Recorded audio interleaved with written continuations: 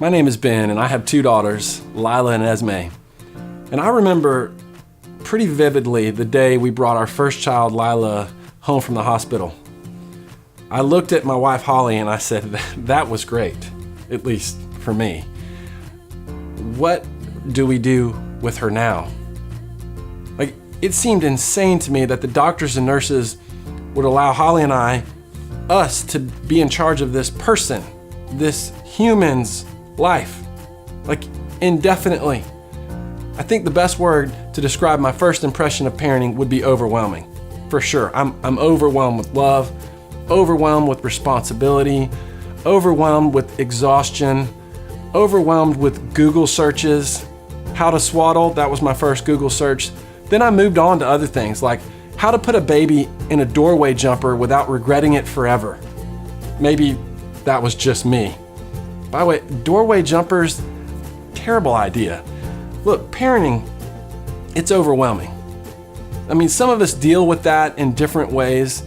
We read books, we ask for the advice of a professional, we reach out to friends or family members who are a little bit down the road from us. We call our moms and say, Mom, how did you keep us alive? We read online forums, not a good idea, by the way. Don't read those. At one point, I got so desperate that I got on Pinterest. Yes, me, a male husband, got on Pinterest for parenting help. Look, there is plenty of advice out there. But then, like, even that can be overwhelming, right? I mean, the sheer volume of ideas and theories and guidelines, it's enough to make you want to quit before you even start. I've been there. I mean, every parent has probably been there.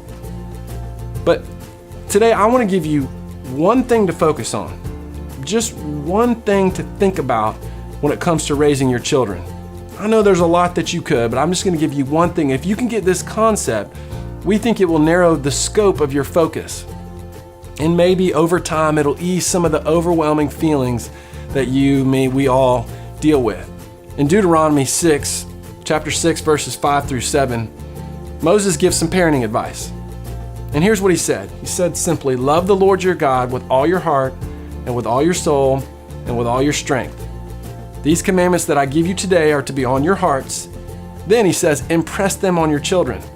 Talk about them when you sit at home and when you walk along the road and when you lie down and when you get up. That's simple. Moses doesn't begin a debate on whether or not you should let your child cry it out or not. He doesn't say this one command I give you, baby sign language. He doesn't talk about how much television kids should watch. No, Moses says, look, he tells the people the most important thing they can pass along to their child is a love and knowledge of their Heavenly Father. And so we think, oh, that's so obvious. Of course I'm going to pass that on. But it's easy, isn't it, to get caught up in all the day-to-day tasks involved with parenting. And it's so easy to lose sight of this simple truth. Outside of them knowing they are loved, nothing is more important than your child's faith. Nothing is more important than living a life that shows your child that their Heavenly Father created them and loves them and desperately wants a relationship with them. So instead of asking yourself, what do you want your child to do? What if you asked yourself, who do I want my child to be? There was a season of my life when I used to go running with my brother-in-law, Tim. Now, to Tim, running is easy and fun, okay? He's one of those people. To me, running is terrible and hard. I'm one of those people, okay? He's one of those guys who can carry on effortless conversations while he runs. I hate people like that. I'm gasping for air. I'm grunting. I'm trying to hide the fact that I'm crying.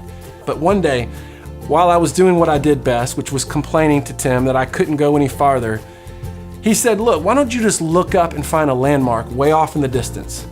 Just focus on making it there. And so that's what I did. Now, focusing on that spot, it didn't put any more oxygen in my lungs. Didn't make me any happier about running, but it did help me push through because I kept the destination in focus. And that's what we want you to do with parenting. We want to help you choose a spot in the horizon to focus on. And so at the end of this video, here's what we'd love. We'd love for you to sit down and write a description of the type of person you'd like your child to grow up to be. Do you want your child to be forgiving? Do you want your child to be generous, a good friend, a hard worker, compassionate, determined, loyal? We want you to choose 3 to 5 words. Now, you're going to share these during the baby dedication event, so we want you to make sure that you write them down, write them out.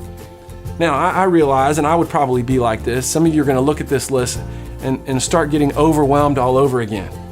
You're thinking, whoa, wait a minute. I'm just trying to get my daughter to sleep longer than 3 hours a night. I'm trying to get my son to eat something other than marshmallows for dinner. And you want me to focus on teaching them how to be compassionate? That's not what this list is. This list, it's your ultimate destination. Let your periphery take care of the little things, but let this list navigate the big moments and the big decisions. Because look, right now is important. And the crazy, overwhelming moments along the way are important.